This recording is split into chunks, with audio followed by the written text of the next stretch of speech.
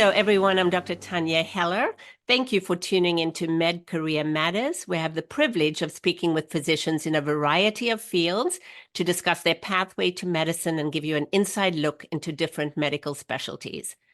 Today, I'm excited to be talking with Dr. Jennifer Parker Porter, a double board-certified facial plastic surgeon and the owner of Chevy Facial Plastic Surgery.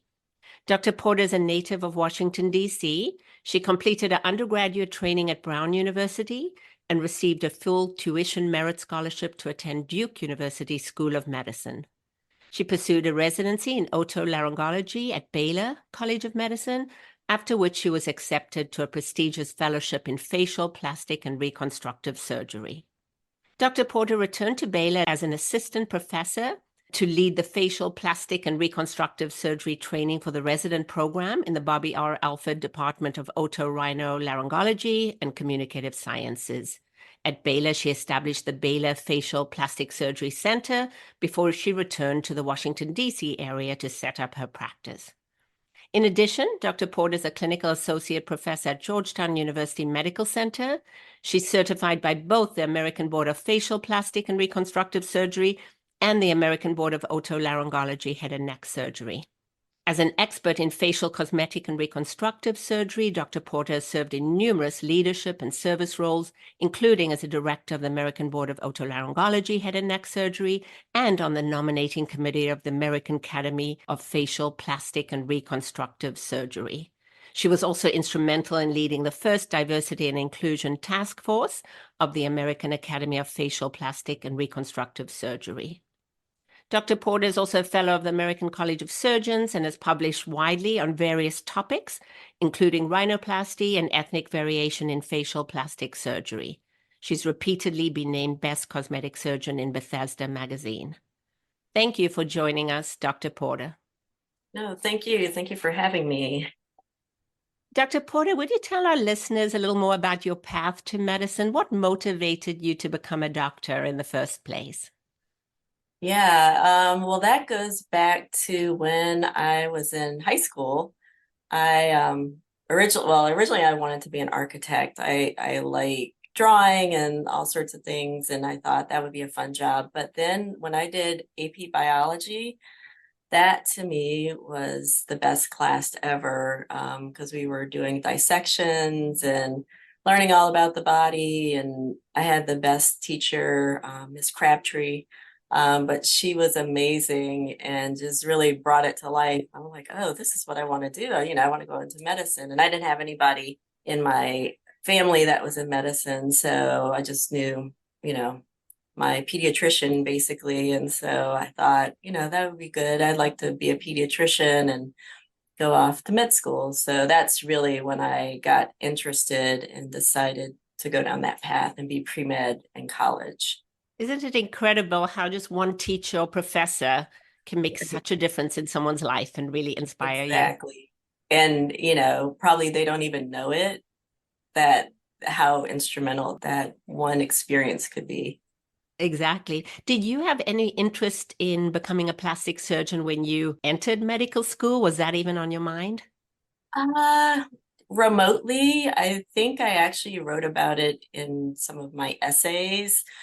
It's almost like one of those things, like you put it out there and manifest it, and then it's like if you say it enough, it becomes true. So I think I like the idea of art and robotics. I loved math and science, and so it was a nice melding of the two. But I was initially thinking pediatrics, and then once I did that rotation, I realized I did not like that, and I didn't like kids being sick. Like that whole thing just did not sit well with me. But then once I rotated through surgery, general surgery, I loved that. And that was like the last thing I wanted to do when I went to med school. So then I just had to regroup and think, okay, now that I know I like this, what's next? And just kind of looking at all the different surgical subspecialties. And one of the residents I was working with, he was a general surgeon. He's like, you don't want to do this. You want to look at the subspecialties because that's, where things are going. general surgeons were doing less and less at that time, and that there was so much more opportunity with the subspecialties. And did you have the opportunity to shadow plastic surgeons? Yes. So through otolaryngology, I did work with some of the facial plastic surgeons there, but not as much as you would think. It wasn't that big of a specialty back then. And so it's definitely grown through the years, but it was nice to be able to see all the different facets of otolaryngology and to know that, the facial plastics part was a big part of the specialty because there's so much that goes on with the face from a reconstructive and cosmetic standpoint. Can you tell our listeners a little bit more about the pathway to becoming a plastic surgeon? Do most people take the course that you did to become an otolaryngologist first? Well, most facial plastic surgeons, I would say the majority, end up going through otolaryngology to get to facial plastic surgery. Facial plastic surgery is a subspecialty of otolaryngology, and it, from that perspective, I pretty much stop at the clavicles when I operate. I don't do anything on the rest of the body, and I refer those patients to other people. Within the head and neck, though, there's so much detail and anatomy from all the nerves and blood vessels and everything. So being able to understand that, it took 7 years for me to go through that entire training because it is so intricate and delicate and so three-dimensional. I think if you really like being detail oriented and understanding things in different dimensions and thinking outside the box, it's a great specialty to be in. Do you believe there are any other inherent traits in pre-med students or medical students that could particularly lend itself to this field? Yeah, I think definitely, obviously, you have to like working with your hands, and doing procedures. So almost every day I'm working with my hands, doing intricate things, bigger things, breaking bones, that sort of thing in a controlled manner. But I think if you like doing things and seeing, that immediate gratification of seeing the result, it's highly rewarding. It's a little stressful if in the beginning when you're trying to get your footing and making sure everything is exactly the way you want it. But it's very rewarding. And I think anybody that likes science and art and working with your hands, it's the best. It's definitely the best. What's the most common procedure you do? From a surgical standpoint, I do a lot of eyelids, blepharoplasty, and rhinoplasty, which is like a nose job. And those two, I think, would occupy about 80% of the surgeries that I do, and then facelifts, brow lifts, things like that. And then occasionally excising little things on the face here in the office. And then on the other side, there's a lot of non-surgical things like lasers and injections that we do on a daily basis. So there's a variety of things, and I think that's what I like about it. And having a very diverse patient population makes it, I'm not doing the same thing over and over and over again. It's really thinking about the person and their background and their life and what's the best solution for them. And when I looked up most common plastic surgery procedures in the US, it seems as if rhinoplasty is one of the top, right? Yes, definitely. It's definitely the most common plastic surgery procedure. It's funny. I always thought like at some point we're going to run out of noses. And my dad always makes a joke. He's like, there is no nose that's safe out there, with you, because I do so many. But I think nowadays too, because the trend is toward more natural results, more people are accepting of it. And so they don't have to look like, like they've had a nose job. Are most of the procedures you do cosmetic or some of them medical? Some are medical, especially for the nose, well, and the eyelids, but I do take care of quite a few patients that have traumatic injuries to their nose or just crooked nasal deformity, or, just can't breathe out of their nose for whatever reason. And so a lot of times we'll combine that with whatever cosmetic change that they need to make. And usually that comes up because they'll go see their otolaryngologist and have the conversation. And if they don't feel comfortable doing both surgeries at the same time, they will often refer to myself or somebody like myself to When do you that. look back over the last 5 years or so, what do you see as one or more of the biggest advances in the field? Well, it's one of the fields where you really have to stay on top of your game. Different ways of doing the surgeries, like different techniques have come along. Always a new laser or injectable that you need to learn about and, decide whether you want to incorporate that into your practice. And so while you think, okay, I'm done, I graduated, we're done learning, you're never done learning. And so it's great if you like to be a lifelong learner. It's a great area to be in because there's always going to be some innovation and technology that's going to come along and propel to the next level. And if I look back over the past 25 years that I've been practicing, there's been dramatic changes from, like Botox being so widely accepted now. Even the way we do rhinoplasty has changed through the years. So it's ever evolving, which is great. Is robotic surgery utilized regularly in plastics? Not so much, actually. I feel like it's one of the last holdouts, and I don't know if it's because there's so much artistry with what we do that it's not just cutting and clamping off vessels or nerves or things like that. Maybe at some point, I don't know if I'm still going to be around doing it at that point, since I've not really heard of anything yet, but maybe one day. But that's for the next generation probably to develop. What do you find most exciting about your job, about what you do? What do you enjoy most? I enjoy when patients come back after they've had whatever I've did done and their happiness. Like I saw a patient back earlier this week that was just so excited. She, had a little bump on her nose, but overall liked her appearance. She's pretty confident young woman. And she was so like happy and grateful that, and her mom was happy too, which is the other big thing, that, she got rid of the hump.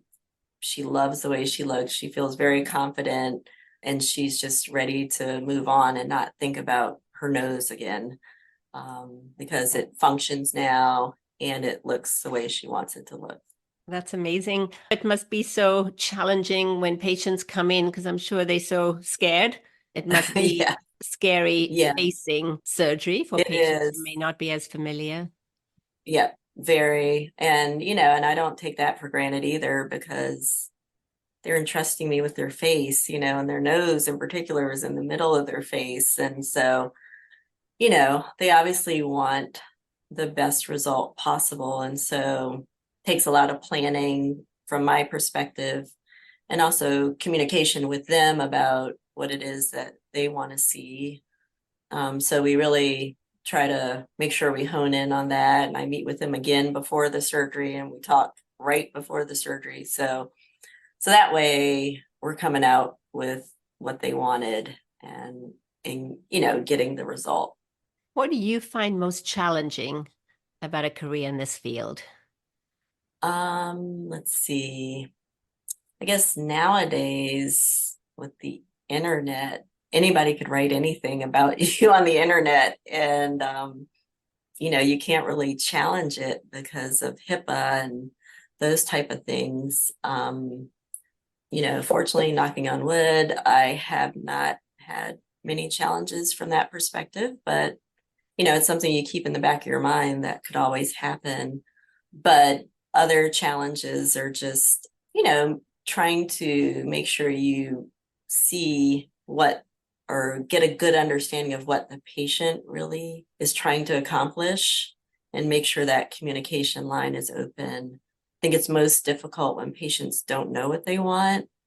And then, they want me to tell them, but they're looking at themselves. They know what it is that bothers them, but sometimes it's hard for them to communicate that. But I do think when people don't know what they want, they're not going to be happy with the result if they can't communicate what's going on. Do patients ever come in with a picture of someone and say, I want to look like that? Yes, yes, yes. In fact, I do. I actually encourage that. I know a lot of doctors don't like that, but for me, it gives me a sense of what they consider what good looks like. And I tell them, your anatomy is different or whatever, but at least I know what sort of look you're going for. Is it something dramatically different than what you have right now? Or what is it that you like about this nose or the eyes or whatever it is? So that way I can, see a little bit more inside their mind what they're trying to accomplish. Because it's so subjective, isn't it? Today, I mean, Yeah. what beauty is very subjective. Exactly, which is why I don't like, patients that come in like, oh, tell me what I need, because me saying I don't like this thing doesn't necessarily mean that it's a bad thing.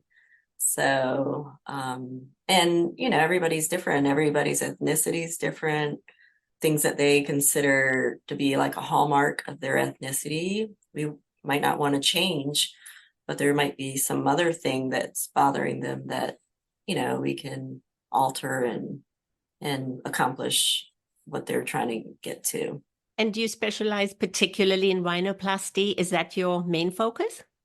Yes, I do a lot of rhinoplasty, over the past 25 years, and I get patients from all over the country, all over the world, really, that come, especially nowadays, people are able to find you on the internet and through their research that they do, to get in touch with us and make the trip to come meet in person and get the surgery done. If you had to look for a plastic surgeon for yourself, are there 2 or 3 things you would particularly be asking about or looking for? Yeah, so key things I think are before and after pictures. So you get a sense of what their aesthetic is, because if you're looking for X and they're doing Y and every single person looks like Y, you probably don't want to go with them, right? So Right. you want to make sure that their aesthetic matches yours, and that, they've done it a few times, obviously, and you can usually get a sense of that from their before and after pictures. Do you have any stories just about your training, about medical school or residency or after that stand out to you? Yeah, there's a lot. I do think, through the years, things have improved. But, when I was interviewing for residencies, there were not many women doing what I'm doing now. So a lot of the programs were not really receptive to having a woman there, and kind of, saying it's tough for women. You don't, you're not sure, like, I'm not sure what I'm getting into. Unbelievable, Certainly, right? I know, like, this would not go over well today, thank God. But fast forward, there are so many more women in otolaryngology and facial plastic surgery that it's wonderful to see, and then from an African American standpoint, there's a long way to go, just because the numbers are so low in general. But I think,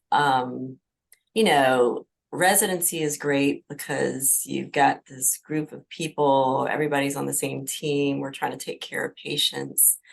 And it's a lot of hard work, but it's a lot of fun. And I think looking back, you want to make sure you get everything out of that experience that you can get, because once you finish, you're done. You're not, you don't have this person here to run by and say, what would you do in this case? What would you do in that case?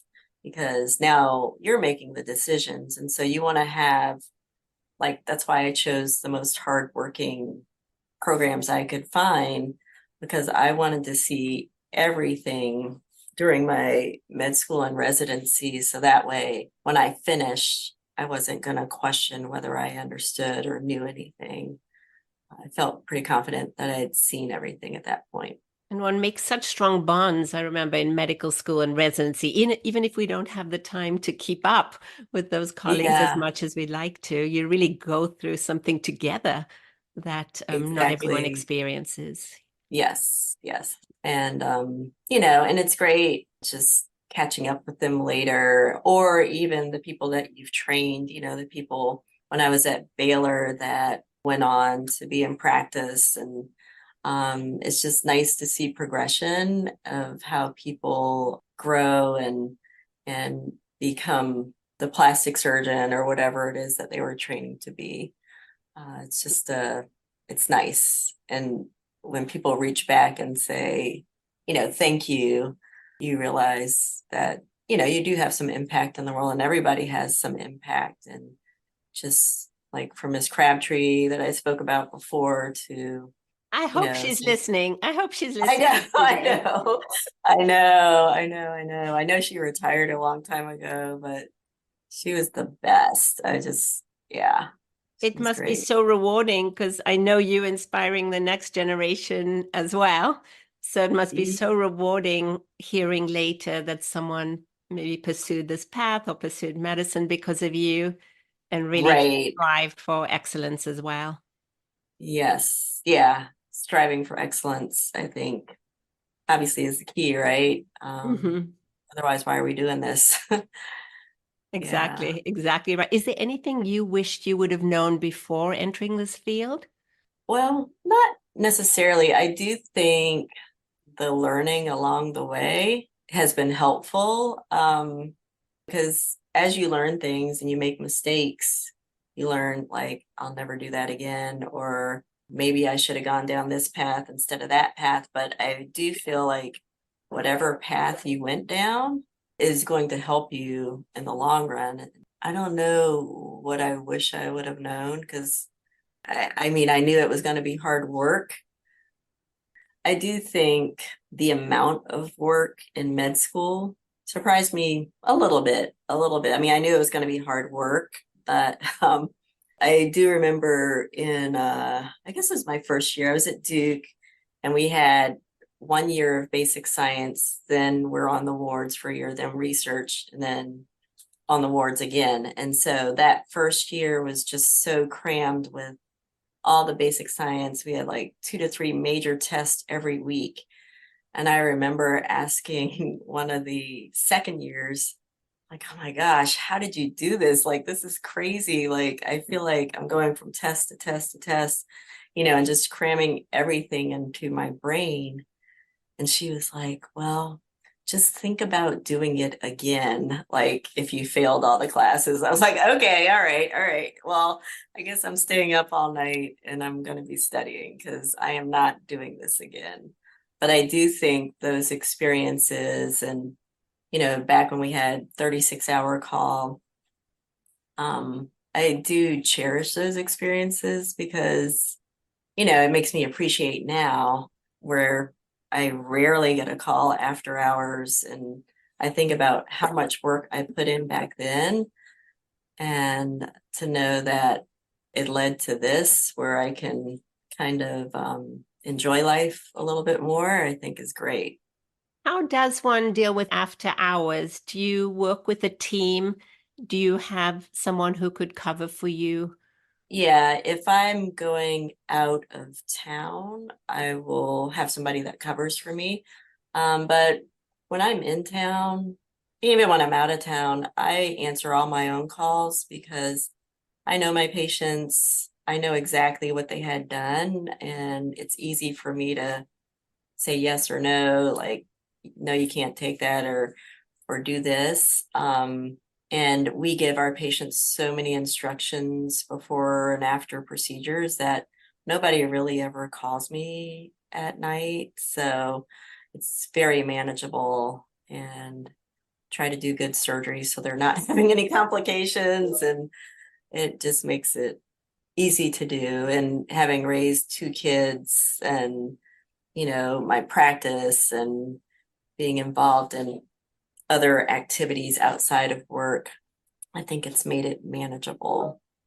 That must be so comforting to your patients just to have that connection with you and that responsiveness. Yes. Dr. Porter, I usually end the program with a few rapid fire questions. So what's the best Okay. advice you ever received? The best advice I ever received was from one of my, during my internship, one of the rotations I did with a cardiovascular surgeon. He had already been offered the position to return to Baylor after my fellowship. He's like, oh, great. Well, when you start your career, make sure you find your niche and beat it into the ground. And he's like, that is going to be your thing, whatever it is. Like, do all the research, do this, that, the other. And I do think that has helped me so much because I took it to heart. And when I finished, I did my research and, became known as the person that specializes in ethnic rhinoplasty. And I think that is great, especially if you're going into academics, a great piece of advice. What would you change about your journey, if anything, if you could? I don't think I would have changed anything because if I had changed anything, I wouldn't be where I am today. So I think every little piece of the journey has contributed to this, regardless of whether it was a good idea or not. One always grows and learns. Exactly. Yeah. It certainly Yeah. sounds like you wouldn't have gone into my field, pediatrics, right? That was not your path. Right. Right. Yeah. What is something most people would not know about you? Well, I mean, they probably know, but I was painfully shy when I was younger, to the point every single report card I got said, oh, I wish Jennifer would talk more in class.